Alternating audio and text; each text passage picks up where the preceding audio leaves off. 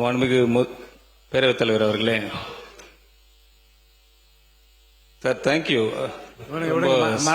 அமைச்சர் நீங்க நேரம் என்ன சரி, உங்களை பார்த்து கருத்துக்கள் மட்டும் சொல்லுங்க சார். நான் பாஸ்கெட்பால் பிளேயர். ஆக்சுவலா ஒரு அஃபென்ஸா ஆடுவேன், டிஃபென்ஸா ஆடுவேன்.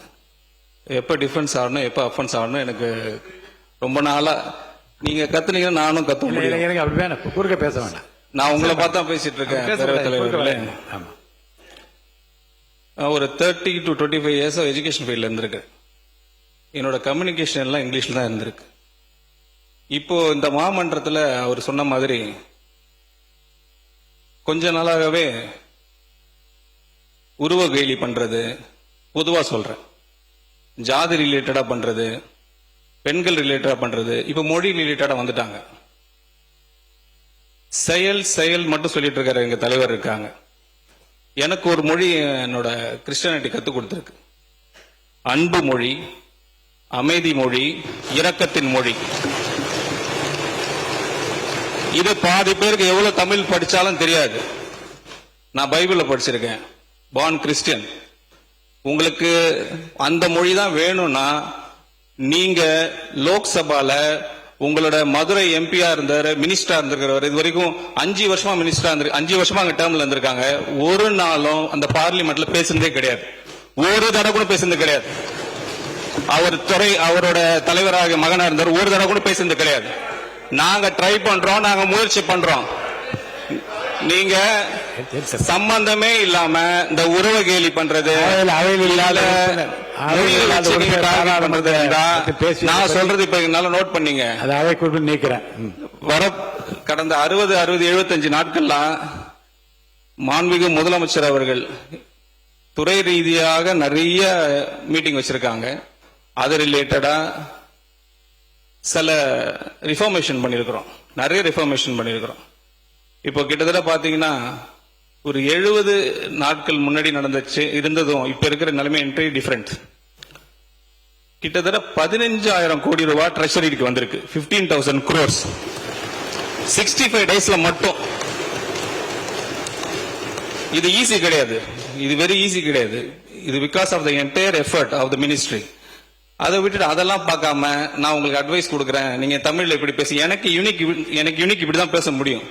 அக்செப்ட் பண்ண அக்செப்ட் பண்ணுங்க.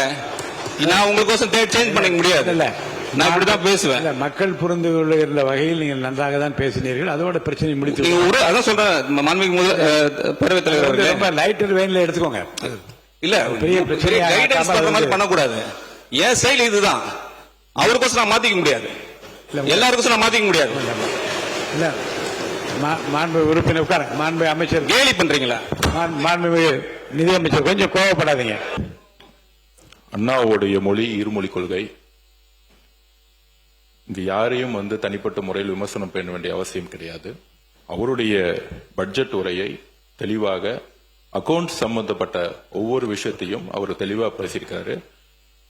இந்த விஷயம் திமுக ஆட்சியில திரு PT.R. பழனிவேல்ராஜன் அவர்கள் பட்ஜெட்டை தாக்கல் பண்ணும்போதும் நடந்ததுதான். அவர் அமெரிக்கால இருந்து வந்தவர், அக்கவுண்ட்ஸ் படிச்சு வந்தவர். அவர் தாக்கல் பண்ணும்போதும் வந்தது.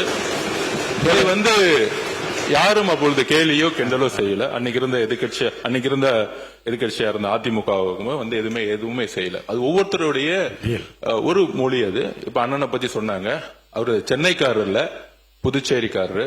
புதுச்சேரி கடலூர் மொழியை பேசக்கூடியவர், தமிழ் பேசுவார். தமிழை தவிர அவருக்கு எதுவும் தெரியாது, அதுதான் முக்கியம். அதனால சில வார்த்தைகள் நாங்கள் எப்பயுமே மரபுப்படி நீங்க there is action, அதாவது where is action there is action சொல்லுவாங்க. நீங்க சொல்லக்கூடிய வார்த்தைகள் பதில் கொடுக்கிற இடத்துக்கு நாங்க வராமல் உங்களுடைய கருத்துக்களையும் திட்டங்களையும் பாலிசியும் பேசினா பெட்டரா இருக்கும் நாங்க நினைக்கிறோம். மாண்புமிகு பேரவைத் தலைவரே, நிதியமைச்சர் ரொம்ப சீரியஸா ஆகாதீங்க. இவர் வழக்கத்தில் நீங்க பேசுற வழக்கில் நீங்க பேசுறீங்க, அது ஒன்றும் தவறு இல்லை. அவர் புதிய சட்டமன்ற உறுப்பினர். நாங்க யாராவது சொல்லியிருந்தாலும் நீங்க யாரும் வருத்தப்படலாம். புதியதா இப்பதான் அந்த கன்னி பேச்சு பேசுறாரு. புதிய சட்டமன்ற உறுப்பினர் வந்திருக்கிறார். அவரு திருநெல்வேலி பகுதியை சார்ந்தவர். அவரு திருநெல்வேலி மொழிக்கும் வடசென்னை மொழிக்கும் தென் சென்னை மொழிக்குமே வித்தியாசம் இருக்குது. தென்னார்காடு மாவட்டத்தில் எல்லாம் பாத்தீங்கன்னா 82, 83 தான் சொல்லுவாங்க, 82, 83 சொல்லுவாங்க. பழக்கம் வீடுன்னு சொல்லுவோம் பல பேர்.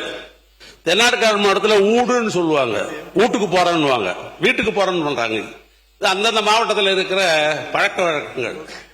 அவர் ஆங்கில பள்ளிக்கூடத்தில் படிச்சவர். ஏன்னா அவர் மாப்பிள்ளையா இருக்கும்போது எனக்கு அவருக்கு தெரியும். ஏன்னா என்னுடைய அண்ணனுடைய மாப்பிள்ளானால அவர் கல்யாணம் பண்ற காலத்திலே தெரியும். அப்படிதான் பேசுவார் அவர், எனக்கே தெரியும். அதுவும் தமிழ்நாட்டை பொறுத்தவரைக்கு இருமொழி கொள்கை உள்ள மாநிலம் இந்த மாநிலம். ஆங்கிலமும் தமிழும் இரண்டு இருநிலம் உள்ள மாநிலம். அவர் கன்னி பேச்சில ஒரு நகைச்சுவையாக சொல்லுன்ற அடிப்படையில் அவர் சொல்லப்பட்டதை ஒழிய, அதான் நீங்க சீரியஸ் ஆகும். எப்பவுமே நீங்க பேசுற மாதிரி இன்னொரு